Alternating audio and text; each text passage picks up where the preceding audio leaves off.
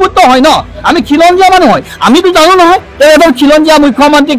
সৰ্বানন্দ সোণোৱাল লেং মাৰি পেলাই তেওঁ বহি পেলাই এতিয়া কি ক'লে আমি অচিনাকি হৈ গ'লো এপ চালকবোৰ অচিনাকি হৈ গ'ল আমি অচিনাকি হৈ গ'লো তেওঁৰ কাৰণে ৰামদেৱ চিনাকি হৈ গ'ল ৰামদেৱক আজি বিঘা বিঘা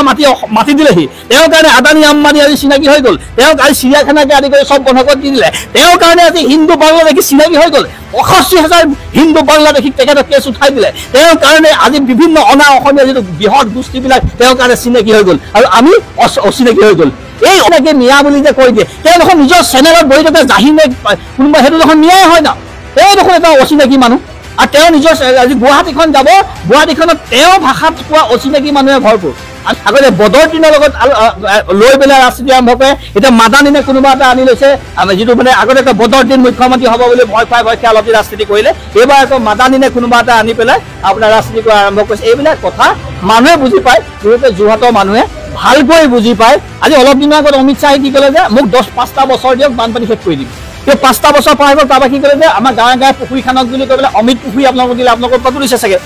গাঁৱে ভূঞে অমিত পুখুৰী খান্দিলে মানে অমিত শ্বাহৰ অমিত পুখুৰী খান্দিলে কিন্তু বানপানী কমি যায় নকমিল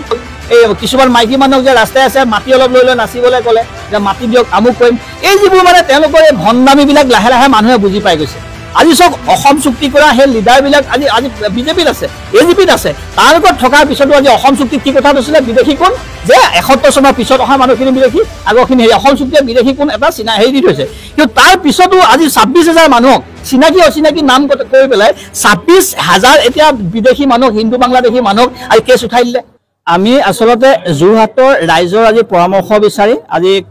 আমাৰ ইয়াত বিজেপি বিৰোধী প্ৰত্যেকটো ৰাজনৈতিক দলৰ নেতৃত্বই এখন সভা আহ্বান কৰিছে আমি আশা ৰাখিছোঁ যে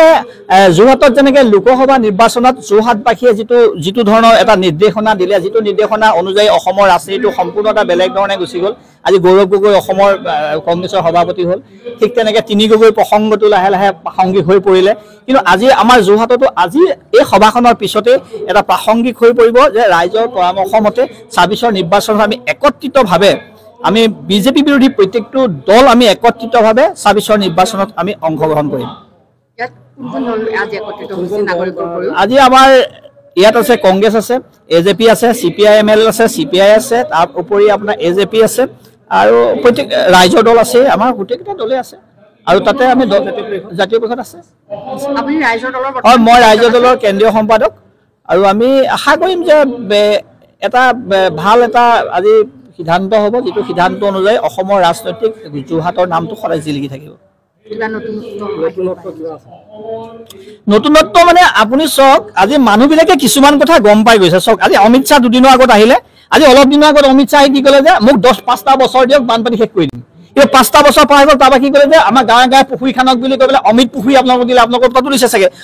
গাঁৱে ভূঞে অমিত পুখুৰী খান্দিলে মানে অমিত শ্বাহৰ অমিত পুখুৰী খান্দিলে কিন্তু বানপানী কমি যায় নকমিল তেওঁলোক যে কিছুমান যে বুৰ্বকামী যে কিছুমান কৰে বেমাৰ আহিলে তালিত কি কয় আপোনাৰ এই হাত তালি বজাবলৈ কয় কেতিয়া এই আপোনাৰ কিছুমান সময়ত যে কৈ দিয়ে আপোনাৰ এই বেমাৰ আহিছে আমুকটো কৰক তামুকটো কৰক এই কিছুমান মাইকী মানুহক যে ৰাস্তাই আছে মাটি অলপ লৈ নাচিবলৈ ক'লে যে মাটি দিয়ক আমুক কৰিম এই যিবোৰ মানে তেওঁলোকৰ এই ভণ্ডামীবিলাক লাহে লাহে মানুহে বুজি পাই গৈছে আজি চাওক অমিত শ্বাহে এইটো কথা নকয় যে তেওঁ যে ক'লে যে আমাৰ ৬ জনজাতিকৰণৰ জৰিয়তে আমাৰ যিটো খিলঞ্জীয়া যিটো সাংবিধানিক যিটো ৰক্ষা কবচ দিয়াৰ কথা ক'লে আজি ৬ জনগোষ্ঠীক জনজাতিকৰণৰ কথা তেওঁ আজি নকয় তেওঁ যে আগত আহি পেলাই যে কৈছিলে ইলেকশ্যনৰ আগত যে আহি পেলাই কৈছিলে যে আমাৰ ইয়াত যে আমাৰ বাংলাদেশ আৰু ভাৰতৰ একদম সীমান্ত চিল কৰি দিয়া হ'ব কি চিল কৰিলে আপোনালোকে সকলোৱে দেখিছে আজি অসম চুক্তি যিখন হ'ল অসম চুক্তিখনৰ আজি ৰূপায়ণ কৰা আজি মন্ত্ৰী অতুল বৰা তাত আছে নাই মানে অসম গণ পৰিষদ আছুৰ পৰা গৈ তেওঁ অসম গণ পৰিষদ হ'ল আধা আধি মানুহ আন্দোলন কৰা আধা আধি মানুহ পাটোৱাৰীকে আদি কৰি কেশৱ মহন্তৰ আদি আধা আধি মানুহ আজি চৰকাৰখনত আছে অসম চুক্তিখন আজি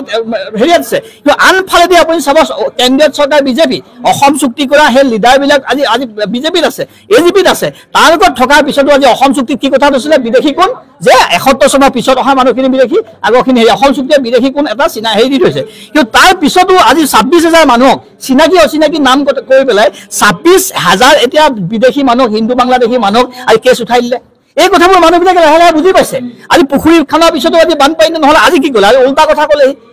অমিত শ্বাহে যিবিলাক কথা এইবোৰ অনৰ কিবা ইলেকশ্যনৰ হেৰি বুলি নাভাবিব মানে এনেকুৱা এটা কথা যিজন অমিত শ্বাহ অহাৰ পিছত আৰু আগৰ কথাবিলাক যদি অসমীয়া মানুহবিলাকে আচলতে বুজি উঠিছে আৰু আমি এটা আশা কৰিম এই যিবোৰ ফাঁকি ফুকা চিনাকি অচিনাকি চব কেব চালকবিলাক অচিনাকি হ'ল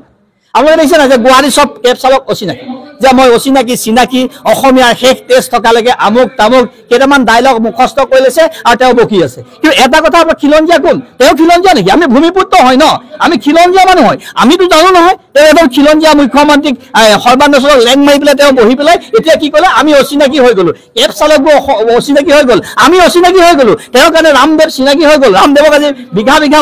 মাটি দিলেহি তেওঁৰ কাৰণে আদানী আম্বানী আজি চিনাকি হৈ গ'ল তেওঁক আজি চিৰিয়াখানাকে আদি কৰি সব বন্ধ কৰি দিলে তেওঁৰ কাৰণে আজি হিন্দু বাংলাদেশী চিনাকি হৈ গ'ল ৮৫,০০০ হিন্দু বাংলাদেশীক তেখেতক কেছ উঠাই দিলে তেওঁৰ কাৰণে আজি বিভিন্ন অনা অসমীয়া যিটো বৃহৎ গোষ্ঠীবিলাক তেওঁৰ কাৰণে চিনাকি হৈ গ'ল আৰু আমি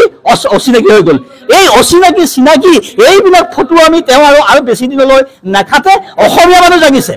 এই তেওঁ হিন্দু মাৰ্কা এটা দি অসমীয়া মানুহৰ মাজত বিভাজন কৰি লাভ নাই অসমীয়া মানুহ আমি খিলঞ্জীয়া মানুহ ভূমিপুত্ৰ মানে গম পাইছে যে বিদেশীক যিটো ৰক্ষণাবেক্ষণ এই যে ন্যায়ৰ কথা কয় আজি তেওঁ আজি যিটো অচিনাকি বুলি কয় তেওঁ ভাষাত কৈছো আমাৰ ভাষাত নাই কোৱা তেওঁ অচিনাকি মিয়া বুলি যে কৈ দিয়ে তেওঁ দেখোন নিজৰ চেনেলত বহি থকা জাহিনে কোনোবা সেইটো দেখোন ন্যায় হয় না তেওঁ দেখোন এটা অচিনাকি মানুহ আৰু তেওঁ নিজৰ আজি গুৱাহাটীখন যাব গুৱাহাটীখনত তেওঁ ভাষাত কোৱা অচিনাকি মানুহে ভৰপূৰ আমি অচিনাকি বুলি নাই কোৱা তেওঁ কৈছে আৰু নলা নৰ্দমাৰ পৰা আৰম্ভ কৰি গাখীৰৰ পৰা আৰম্ভ কৰি একদম মানে ডিমৰ পৰা আৰম্ভ কৰি আপোনাৰ শাক পাচলিৰ পৰা আৰম্ভ কৰি ৰাস্তা পদূলি ঘৰ চৰ বনোৱা মেলা চব তেওঁকে আছে গুৱাহাটীত তেওঁ ৰাখি থৈছে তেওঁ সমষ্টিত তেওঁ ৰাখি থৈছে কিন্তু আমি আপাৰ আছামত কাম কৰা মানুহবিলাকৰ যেতিয়াই আমাৰ আপোনালোকে এটা কথা মন কৰিব যেতিয়াই আমাৰ এই ধান খেতিটো আৰম্ভ হৈ গ'ল তেতিয়াই আমাৰ একদম হুলস্থুল লাগে যে আমি খেতি কৰিব যে নোৱাৰো আমি ৰামদেৱৰ চাউল খাব লাগিব আমি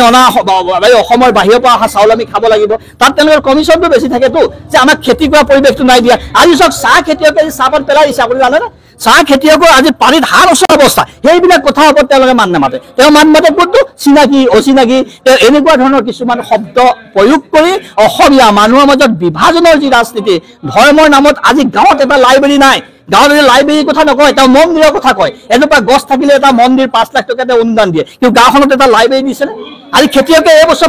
খেতিৰ সময়টোত পথাৰত আজি পানী নাই হাহাকাৰ কৰি থাকিলে খেতিৰ সময়ত খেতিয়কৰ কথা চিন্তা কৰিলে নে পথাৰত খেতিয়কৰ কথা চিন্তা নকৰে আজি আমাৰ চাহ খেতিয়কৰ কথা চিন্তা নকৰে অসমীয়া খিলঞ্জীয়া মানুহৰ কথা চিন্তা নকৰে তেওঁ অকল হিন্দু মিয়া মুছলমান মিয়া এনেকুৱা ধৰণৰ কথা কৈ অসমীয়া মানুহক আভুৱা ভাৰি হিন্দু মুছলমানৰ যিটো ৰাজনীতি আৰম্ভ কৰিছে আগতে বদৰ দিনৰ লগত লৈ পেলাই ৰাজনীতি আৰম্ভ কৰে এতিয়া মাদানীনে কোনোবা এটা আনি লৈছে যিটো মানে আগতে এটা বদৰ দিন মুখ্যমন্ত্ৰী হ'ব বুলি ভয় খুৱাই অলপ দিন ৰাজনীতি কৰিলে এইবাৰ আকৌ মাদানীনে কোনোবা এটা আনি পেলাই আপোনাৰ ৰাজনীতি কৰা আৰম্ভ কৰিছে এইবিলাক কথা মানুহে বুজি পায় বিশেষকৈ যোৰহাটৰ মানুহে ভালকৈ বুজি পায় যোৰহাটৰ মানুহে ২৬ত ইয়াৰ কিন্তু প্ৰত্যুত্তৰ দিব বিৰোধী ঐক্য মঞ্চ একত্ৰিত কৰি গৌৰৱ গগৈ নেতৃত্বত ২৬ত প্ৰভাৱ পেলাব পাৰিবনে পাৰিব এইটোতো আপোনালোকে যেতিয়া এই প্ৰসংগটো আলোচনা হওঁতে প্ৰভাৱ পৰিছে আলোচনা হওঁতে ভুল বকিবলৈ আৰম্ভ কৰিছে মুখ্যমন্ত্ৰীয়ে চিনাকি অচিনাকি কিবা কিবি বকে কিন্তু যদি আমাৰ যিটো প্ৰক্ৰিয়া প্ৰত্যেকটো দলৰ এটা নিজস্ব কিছুমান প্ৰক্ৰিয়া থাকে সেই প্ৰক্ৰিয়াৰ মাজেদি আচলতে আলোচনা চলি আছে আৰু আমি একত্ৰীকৰণ হ'ম একত্ৰীকৰণ হোৱাৰ পিছত এটা ভাল প্ৰভাৱ পৰিব আৰু আপোনালোকে দেখিব আমি বুৰঞ্জী বা আগৰ কিতাপবিলাকত চালেও গম পাব মোমাই ভৱিষ্যতটো ভাল নাথাকে শকুনি মামাৰ কি হৈছিলে আপোনালোকে জানে কংস মামাৰ কি হৈছিলে জানে এইবাৰ আপোনাৰ হিমন্ত মামাৰ এই ২৬ত এই একত্ৰিত যিটো ভাগিনবিলাকৰ একত্ৰিত প্ৰচেষ্টাৰে তেখেতৰ ভাগিনৰ হাততে ধৰাশায়ী হ'ব লাগিব এইটো পুৰা সত্য কথা